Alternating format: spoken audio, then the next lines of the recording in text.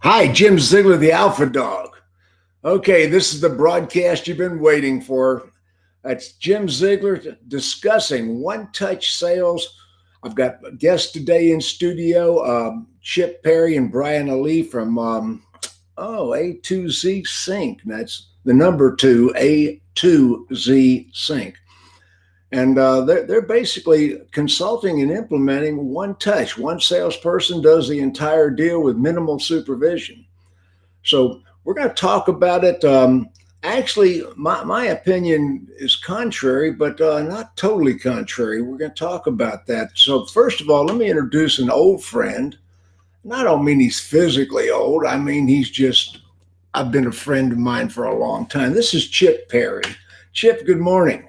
Good morning, Jim. We've both been around a while, have scar tissue and hopefully some wisdom. Thank you for having us this morning. Yeah, well, when the first vendor crawled out of the ocean, I kicked him back in.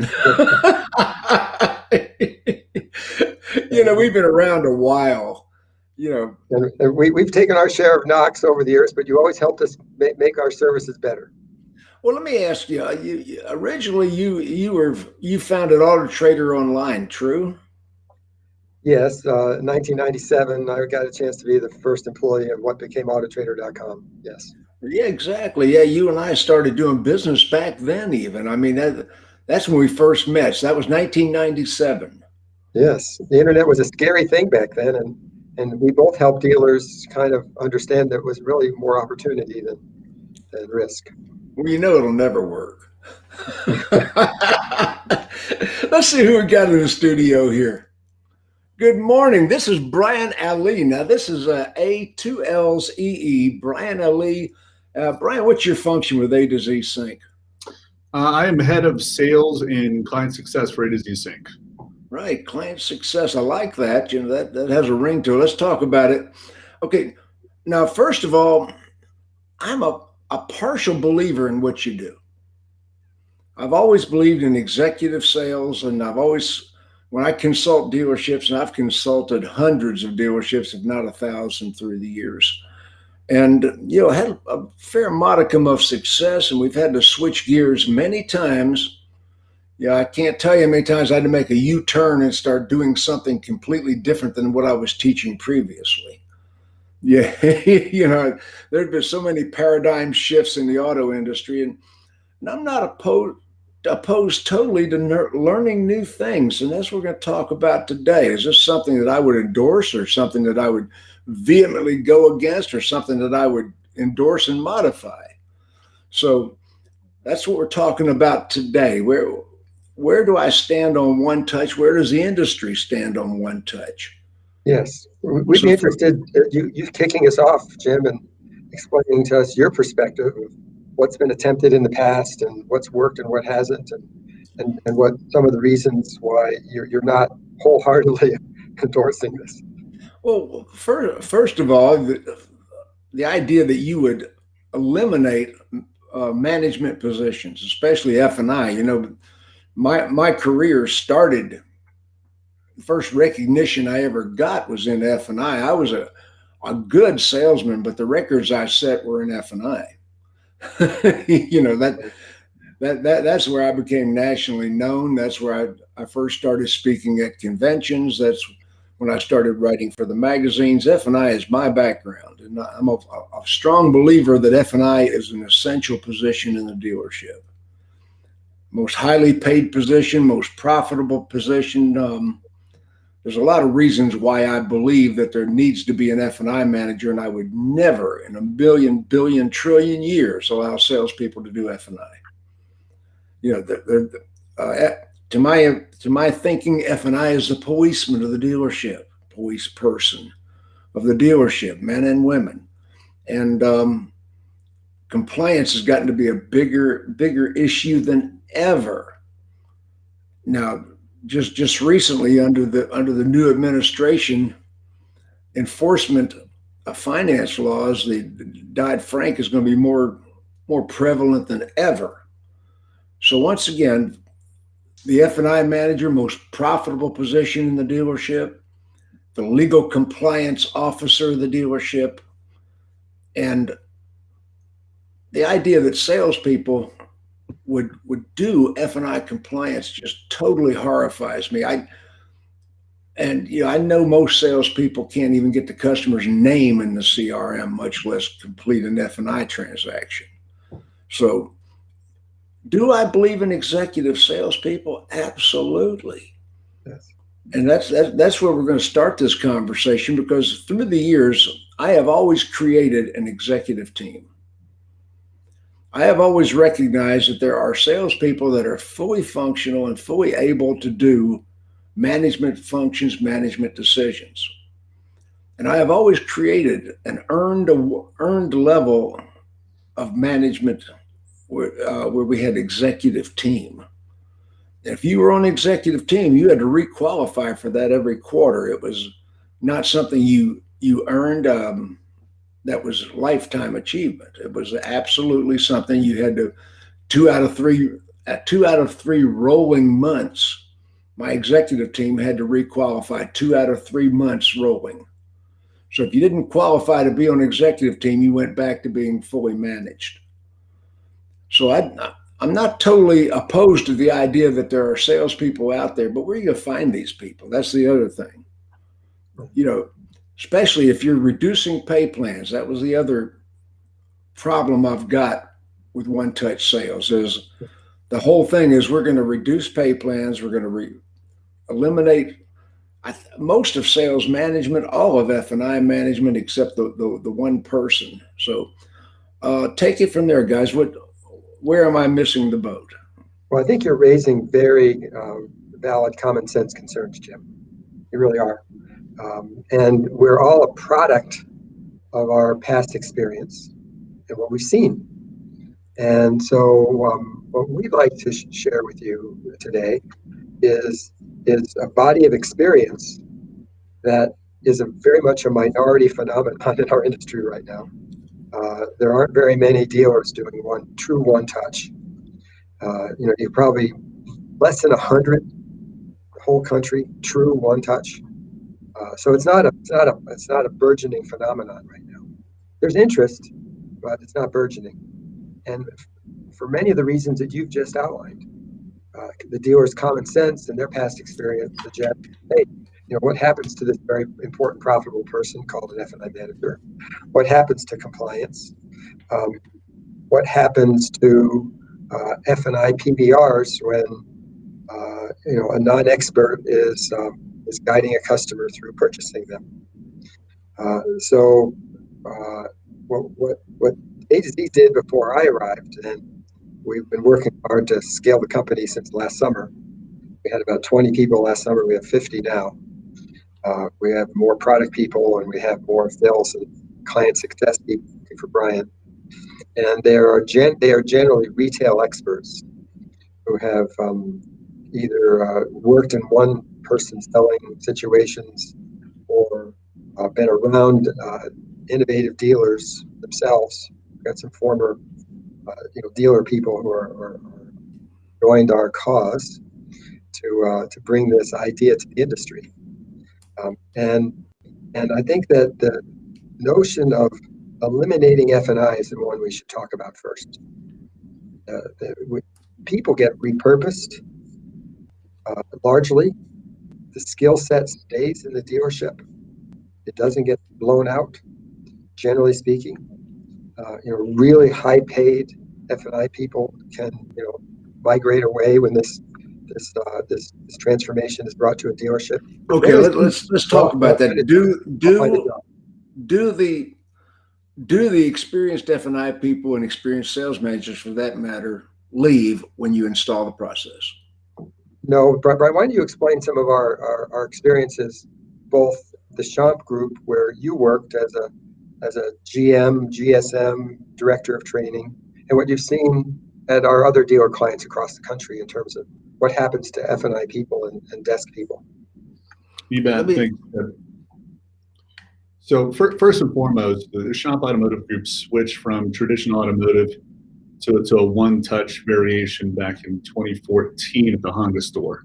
Let me back up just a couple of steps from there. I was a salesperson for the BMW dealership from 2009 through 2011 and did it at a high level, and we were one touch at the time. So we took the processes, the training, which was in fact, it was really, the foundation is from a traditional finance approach. George Angus, had. I know George quite well. I figured you would. So George Angus, Glenn Tuskin, we had lots of finance compliance training at that time. And so what we realized is that, not to your point, Jim, not everybody can do this, right? We can't just take what you would call a green pea and throw them into the fire and see if they can make it. So we developed processes. We developed training, high amount of training before we rolled this thing out from the shop organization. Your question was, what happens with finance managers, sales managers? Do they go away? In the shop case, not only did they not go away, but their jobs were enriched. So a good friend of mine, Ken McMillan, was one of the top finance managers for the shop Honda store at the time. We helped convert the sales staff from traditional over to one person. Now, we did that in a controlled study first. We started with 12 people out of 30 and said, let's see what this looks like. I took care of the front end because I was a sales manager at the time. Ken McMillan took care of the back end, and we coached these folks up to success. What we found was the F&I PVR actually raised by $200 a copy in the very first 30 days from taking the elite group, right, for the store. And then as we trickled in the rest of the sales staff, there was a little bit of a dip. There's about a 90-day dip. And after 90 days, through training, through process, through accountability practices, one-on-ones, the whole 9 yards, we're able to meet the same exact numbers of the traditional finance managers from the previous regime. So my finance manager, buddy Ken McMillan, I mentioned, he became a sales manager. He became a trainer for the organization. So a finance manager, they don't go away. In fact, our job, our goal is to retain 100% of the people that a dealer wants to keep. Let me ask you, is compensation reduction part of the pitch? I'm sorry? Are we talking about compensation reduction where the people are not making as much money as they were? That's one of the things that dealers look at and say, hey, this is a good thing because we're paying our people less. Well, it depends on the person you're talking about. Salespeople actually make more money. On average, a salesperson, if we're doing an A/B test, the average salesperson will increase their per vehicle transaction income by $200 a copy. So the salespeople make more money. If you take the same finance manager that was in the A test and put them in B, and they retain a job, say as a team lead or perhaps a lead of compliance or a finance lead for the processing department, is there a dip in pay? Sure, there's a dip in pay, but everybody's going to work their pay plan. And we present a pay plan that is advantageous for the dealership, good for the customer, and strong for the finance manager who's now a team leader wherever we repurpose. So on average, is there a dip? Slight dip. But the fact of the matter is, if we have the right person and we have a long-term goal and they want to become a GSM, they want to become a GM, we put them on a career pathing program that enriches their current position and allows them to grow in the future rather than kind of being stuck in the finance box, no pun intended. Okay, let me ask, hey, there he is. Hey, Chip, why would a dealer want to do this? Why would who want to do it? Why would a dealer want to do this? Oh, okay. Now you're touching the basic, motivational spark. The automotive retail process has evolved over many years to a place where most people from the outside in look at it as fairly complex, having multiple touch points, having time sinks, having inconvenience attached to it. And, the disruptors, I call them barbarians at the gate, are, lampooning the traditional experience, holding it up and making fun of it in pretty ugly ways, I think. And I think that the customer experience motive is what most of our dealers start with. They say, I think customer experience has been beat to death. Yes. I don't know a dealer that deliberately abuses consumers. I mean, No, the stereotypes 25 years ago, I probably participated in some of that. Yeah. You know, I mean, it was the way business was done. And we've all been enlightened. We all are, you know, the customer experience. I get so sick of hearing all the vendors talking about the customer experience, because I know for a fact that none of my dealers, and I speak to hundreds, if not thousands of dealers on a monthly, yearly basis, you know, and nobody ever said, let's abuse the consumers, or let's do something illegal. Compliance is a big thing with us. So customer experience, when I see a Vroom commercial or a Carvana commercial, my blood boils. Yes, and it's a stereotype, a caricature they throw up there. Mhm. But the dealers that have sought us out and want to work with us around one person selling, look at the customer experience as something that, despite their, you know, the goodness in their hearts and the positive treatment that their salespeople and managers give their customers, they look at the structural aspects of the experience, and they look at time sinks. They look at TOs and waiting for F&I on a busy Saturday, and then for them they say, you know, we want to make a dramatic shift. We want to make this an extremely pleasant, arrestingly different experience for our customers. They all have that common thread, and they also are bloody capitalists. Actually, they are bloody capitalists, and they want the dealership to make more money, and they all do. We can go over that, some of the results that we've seen our dealers have, but it starts with the passion around, you know, re-engineering the experience in a way that makes it more streamlined, more simple, more transparent, through a system that a client advisor, we call them, you know, guides a customer through, and enables the customer to have full transparency, feel like they're in control of the process, because every economic parameter is very plainly described, and they can point and they change this, and they feel good about the experience. When I've hung around the dealerships who use this, and I've talked to some customers, they all say, "Wow, this was so much better an approach for us. Way to buy the car. We love it." So, you know, it's not for everybody. No, that's something I want to ask you about, because I'm going to probably go to Brian on this. I have obviously researched a lot going into this interview. You know, I've actually talked to a lot of people and gotten some very positive responses. But I'm also hearing that a lot of dealers bailed out. They tried it, it blew up, and they bailed out. And I mean, that's not even a conjecture. That's a fact. Why do dealers blow out? Why does it not work? What happens there? We call them do-it-yourself dealers. I've tried it. Yeah. A couple of them did business with you. I mean, yeah, a couple of them did business with you. They weren't all do-it-yourselfers. I mean, yes, help me out with that, Brian. Sure. So the short answer to that is training. Just like you, Jim. You've been doing this a lot longer than I have, and you know, I have my own feather in my cap of the number of people I've trained over the years to do this thing, single point of contact. I've trained over 300 people at least, without counting, on how to, you know, do this thing. We've taken folks that come from the restaurant industry, from law enforcement, from military background, and we train them in a systematized way, in a compliant, you know, process that's led by software that keeps the gutter bumpers in the bowling alley and keeps everybody swimming in the right direction. Okay, so from a compliance perspective, we can nail that. To answer your question, yes, we've had 2 dealers that have fallen off of our system since we've been doing this. Right. So yeah. So if we want to zero in on the 2 that I wouldn't say failed at this, I'd say they dabbled and tried.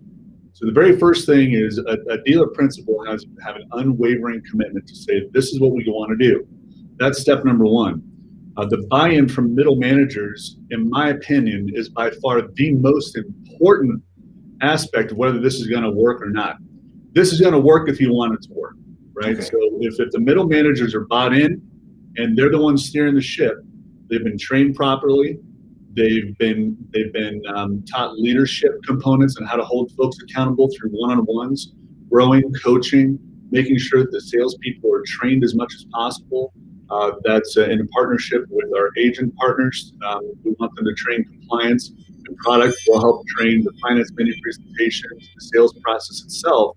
But it isn't for everybody. You have to have an unwavering commitment and the intestinal fortitude to see this thing through. So for those who have tried it, it's they give up on the 5-yard line and the fog is too heavy. They didn't know they were so close to that goalpost, right? Okay, because what I've seen is that initially, no matter who tries it, they're going to have a period where they're going to be less successful than they were before they went on the program. How long is that period? Chip, how long is the period before they start to realize an increase over the decrease they saw initially? It can be as short as a few weeks, or it can be as long as 2 or 3 months in our experience. But in every case, it's come back and outperformed their prior F&I PDR and their total gross profit. So our dealers are really quite excited about their results. I guess they're a bit different birds of cat, a different breed maybe. They get it from the top. They push it very hard.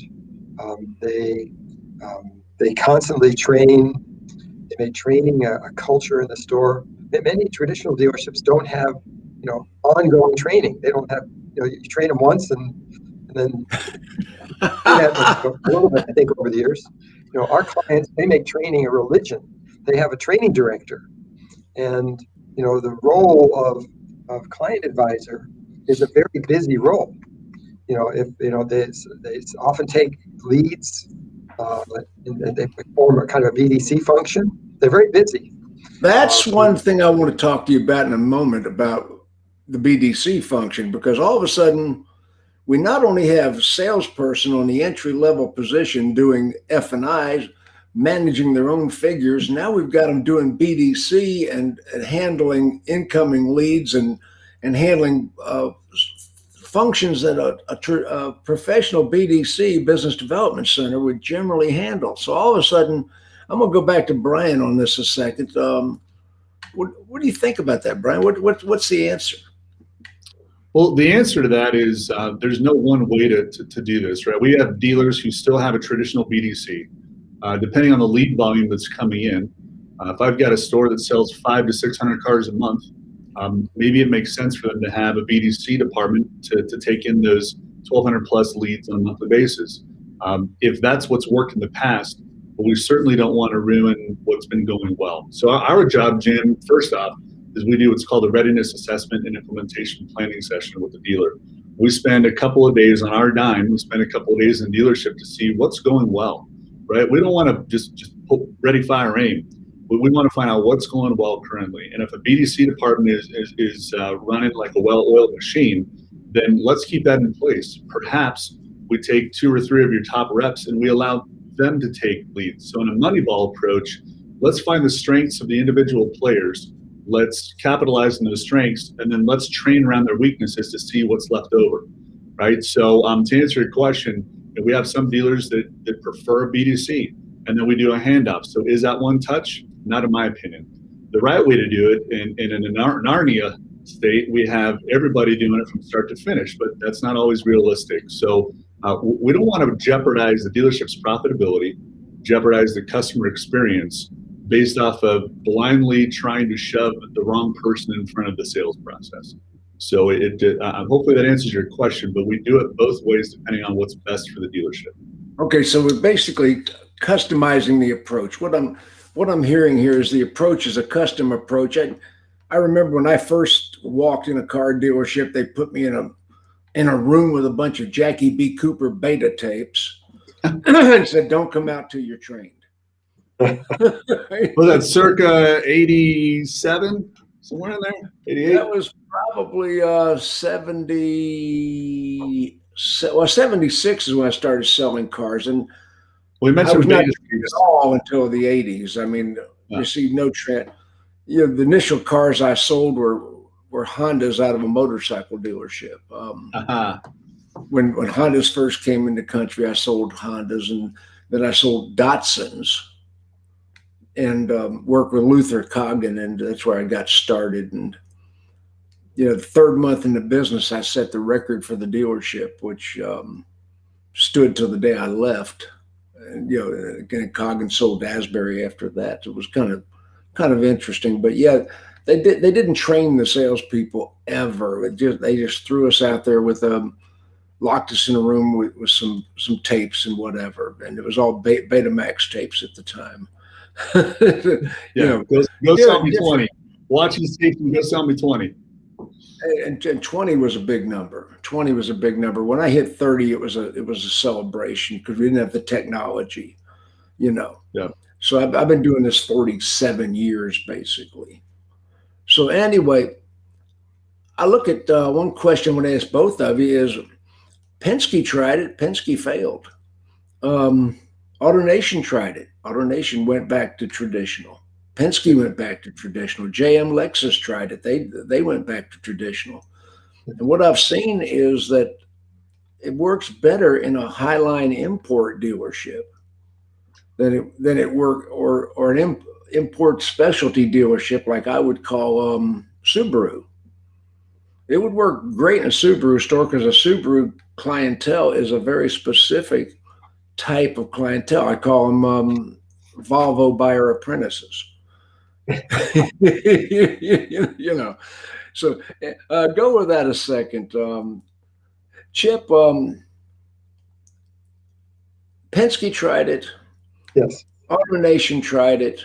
And I mean, they made a sincere effort. Penske threw a fortune at One Touch. He really made, his dealerships really made a sincere effort. It wasn't, you know, half in, half out. They committed. They went at it for a number of months before they reverted back.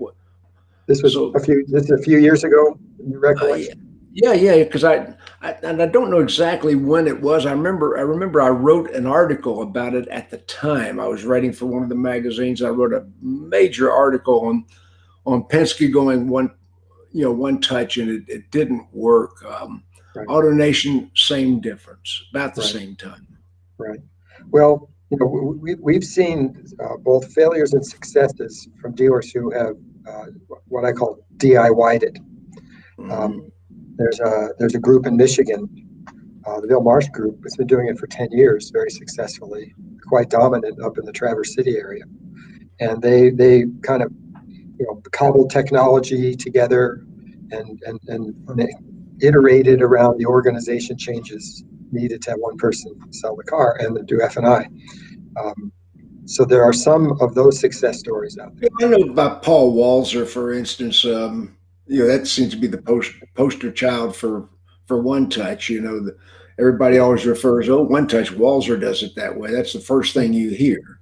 I mean, outside of Champ, yes, he built the tech. So what really is critical to success are three things.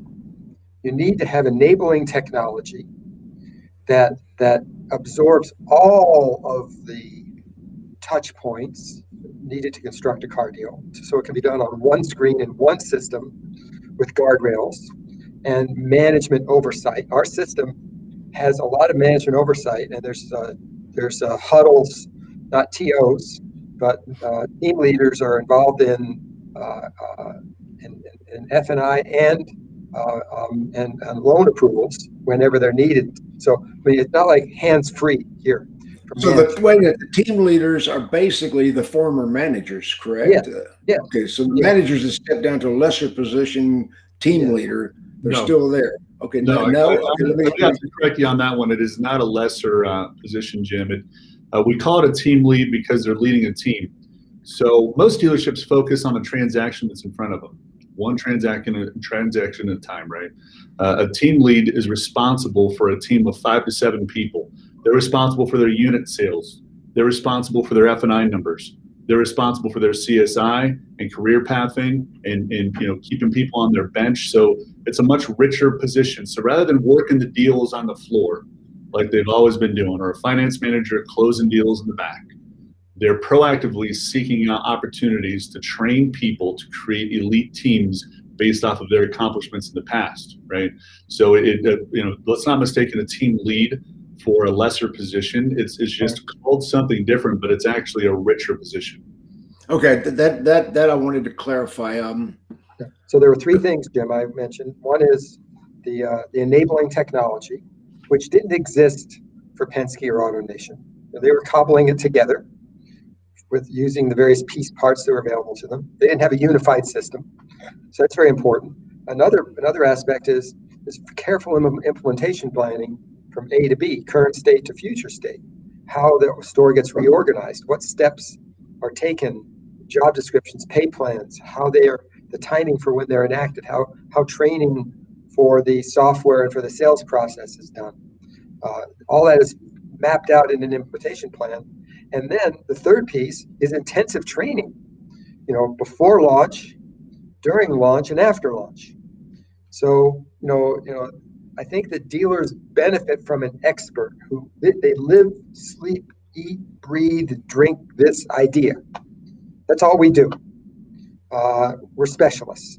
And there are, if you ask, who are the specialists enabling dealers to do this in America?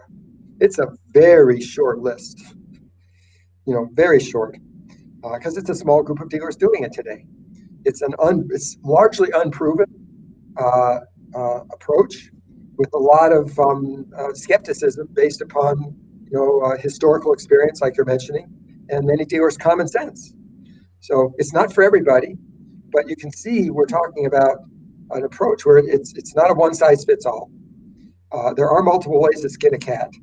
It's very customized.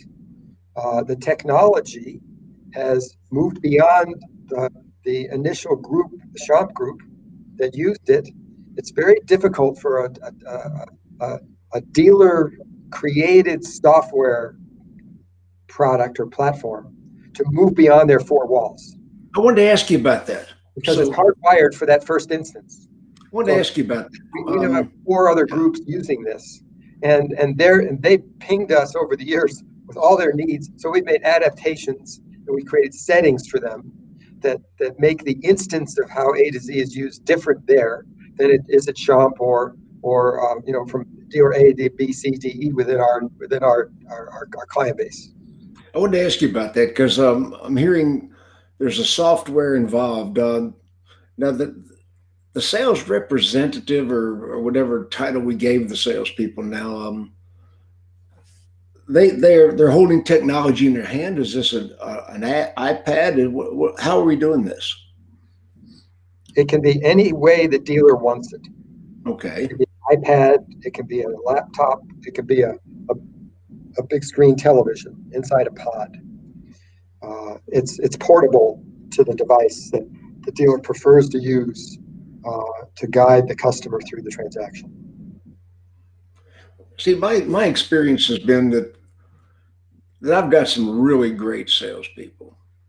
And I've got some salespeople that are absolutely afraid of the numbers. They're afraid to present a deal. I mean, I would cringe personally to turn all of them loose negotiating a deal. And I also have salespeople that have an aversion to F&I. They deliberately sabotage it, and that is a fact.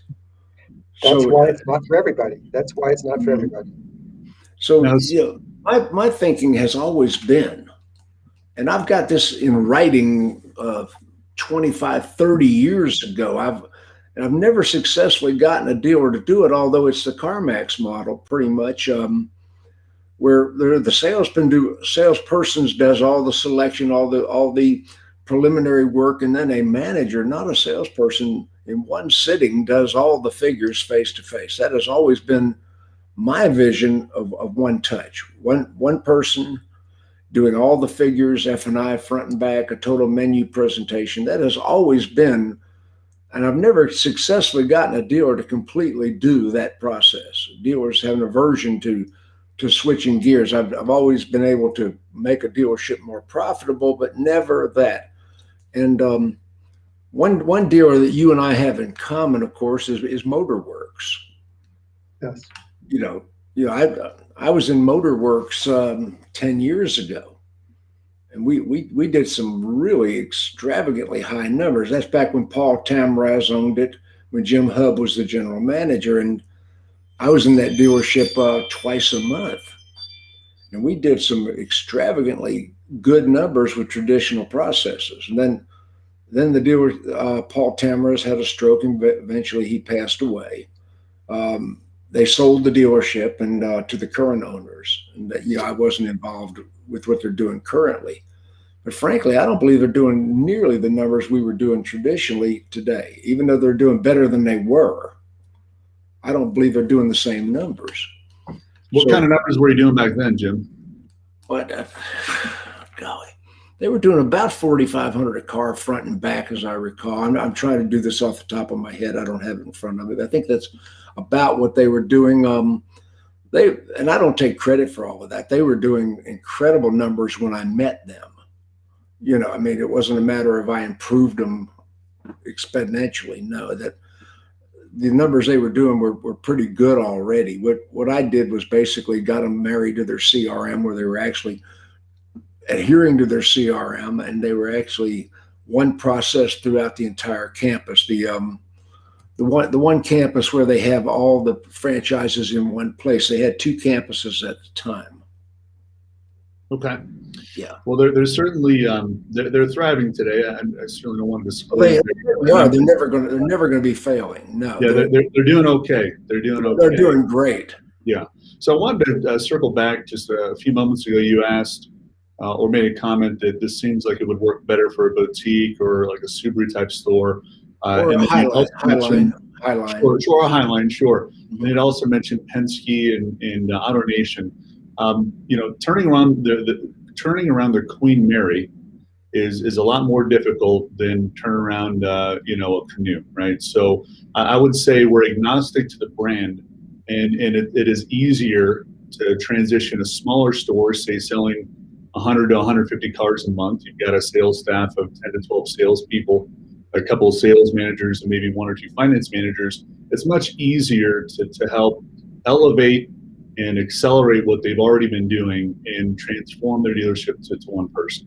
You take a large group like that and you say, okay, 2021, we want to flip the whole organization to single point of contact. Let me interrupt you on that, because they didn't try to flip the whole organization. They did it with several stores in each of the major corporations.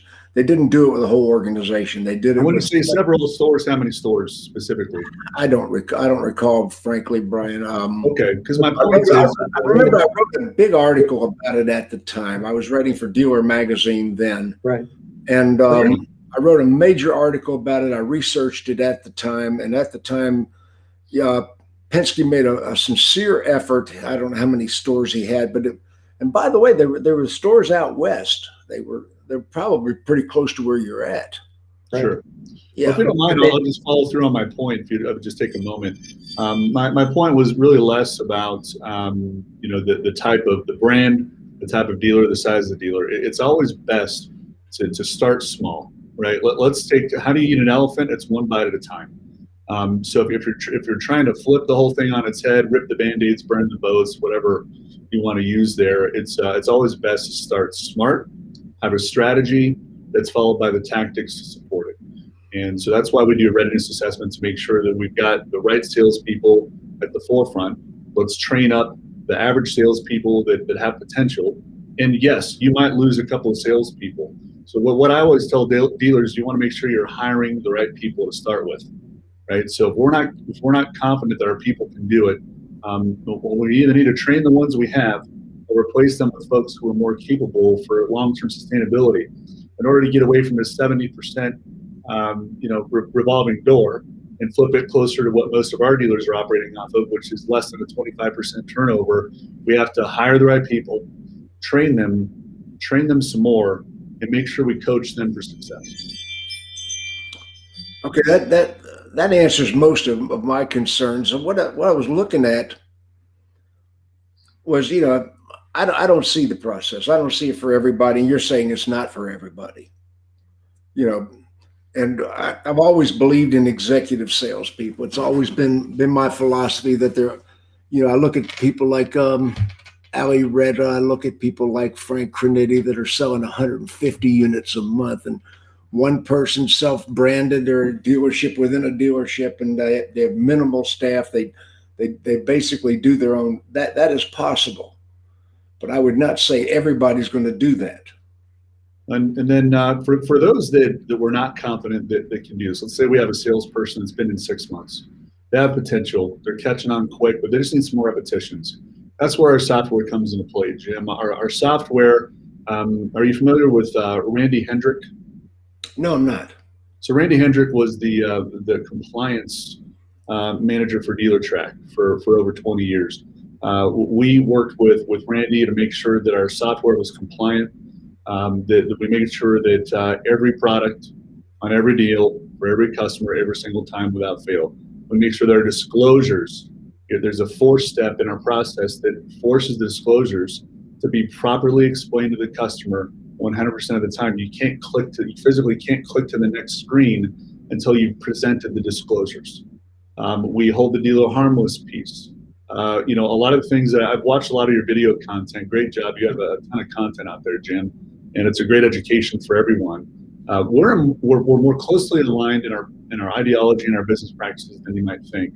You had a comment that nobody walks till the manager talks.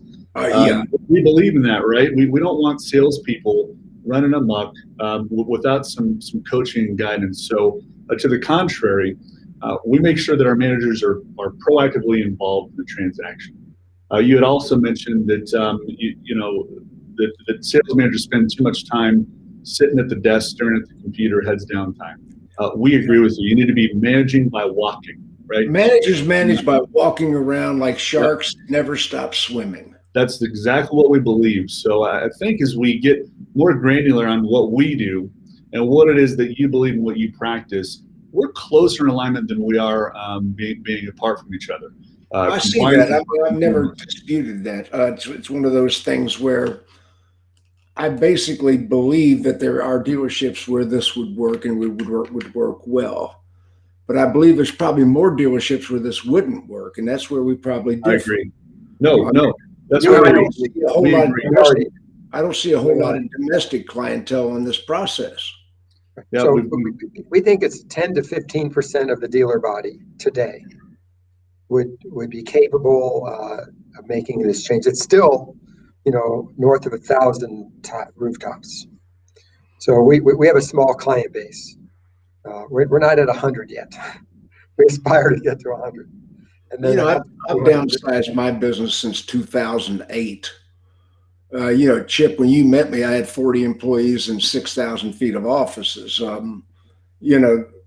Times changed, and 2008 we went basically on the whole company anymore. My wife and one computer programmer, and we basically have changed our model tremendously. But I'm still in contact with the dealers. I've still got groups on the internet that north of 17,000 members. So what we're looking at right now is this wouldn't work for everybody. And I'm wondering, how many domestic dealers do you have? How many dealers selling Ford, Chevys, FCA? How many of those dealers do you have? We've got one Ford dealership currently, the Shop Ford store. They just took over Big Mike Naughton Ford here in Aurora, Colorado. Might be on the Denver line, but we've had that Ford store for a couple months now. We're in the process of creating an A/B test. They're an underperforming store, an underperforming market, and the Shop Automotive Group has done a great job of every market they've touched. They've risen to either the top level in their local market, and in some cases, like the Subaru store, they're number one in the country. So they have a tried and true process and training implementation strategy that really enables dealers to succeed. So that'll be interesting. Stay tuned for a case study on that Ford store. Your question, that's the one store we have currently, and we'll see how it goes. I've often said if I believed in it, I'd teach it myself. There's some other domestics that are interested. We haven't launched them yet, but we're nibbling at that segment right now.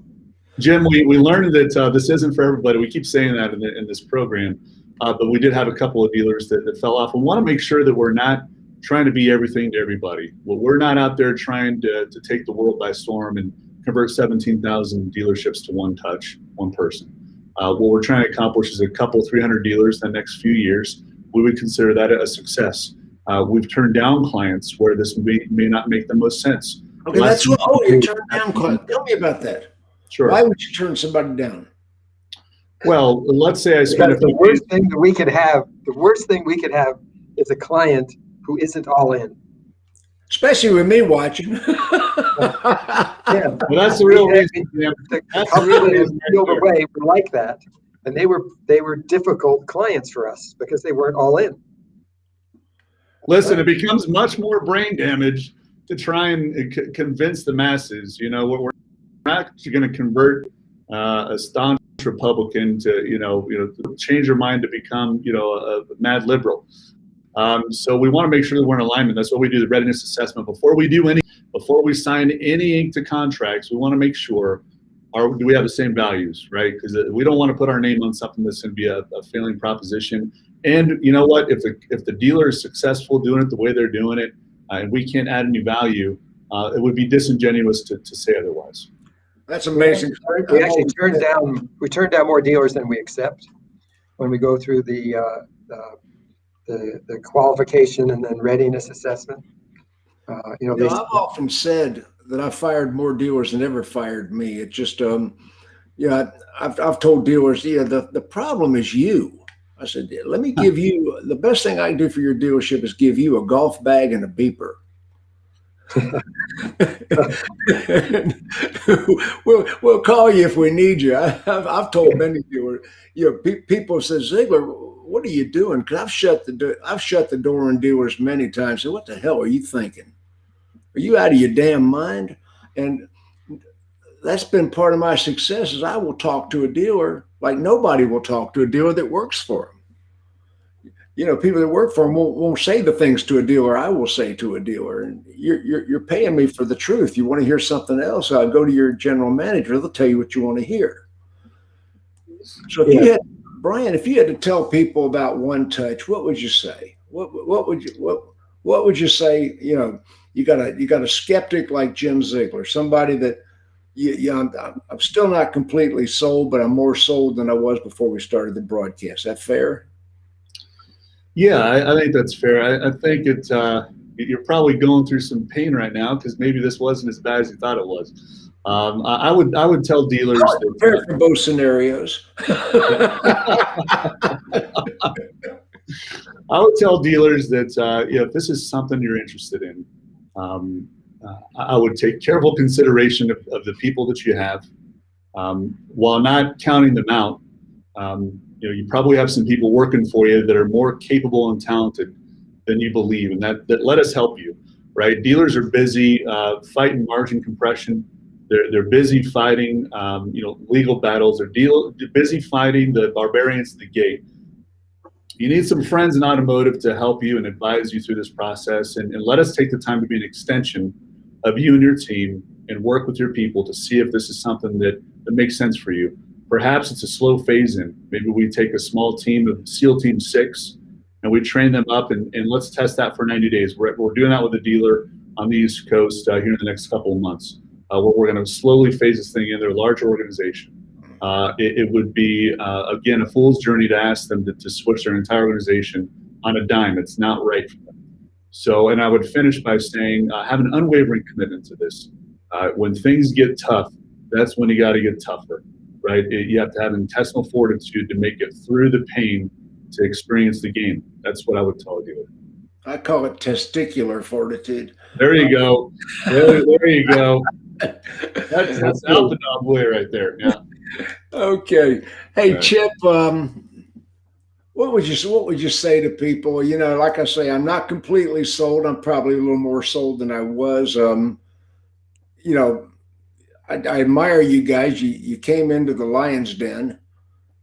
You've seen all sides of Jim Ziegler. I mean, God, I still look at that video of you and me and Monica at the what was that, a dealer track party, or I forget what that was. We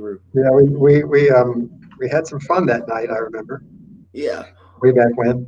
So we've socialized. We've been out there. We've been, I knew you through the True Car years. I've known you through the Auto Trader years. What do you want to tell people?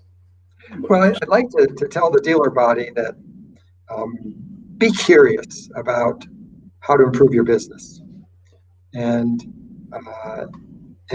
be willing to think outside the box and push the envelope of improvement. If you have the drive, the desire, the ambition, the curiosity to fundamentally improve the customer experience in terms of the time spent in the store, the feeling of control the customer has, the transparency, while maintaining good profitability, because the system has settings and the training enables the art of the deal to continue to happen. It's not a cookie cutter robotic thing that happens here. It's custom fit to every customer, but the software enables a sequential move forward or compliance is going to be a huge issue. Yes. The new administration just reenacted the Consumer Finance Protection Bureau, and they have announced that they are going to rigorously enforce finance laws specifically on dealers. Yes, so, and fortunately, our system, has this step-by-step requirement that addresses all of the compliance issues that any dealer experiences. In fact, we've never had a compliance problem across the 300,000 plus deals, across almost 30 dealerships, across 300 salespeople that we've trained on our system. I would consider myself to be the foremost non-lawyer expert on legal compliance in our industry. We would love to have you kick the tire. There's a lot of lawyers that are, I've spoken at conventions on this and gotten very high grades on compliance. And, we'd actually love to, Jim, to walk you through our software, because, our website explains it, but it doesn't really demonstrate it. And I would like a demo on your software. I mean, because dealers ask me all the time about different things, and like I say, I'm not completely sold on what you do. I'm not completely at war with you. It's just a matter of I need more information before I would make a decision.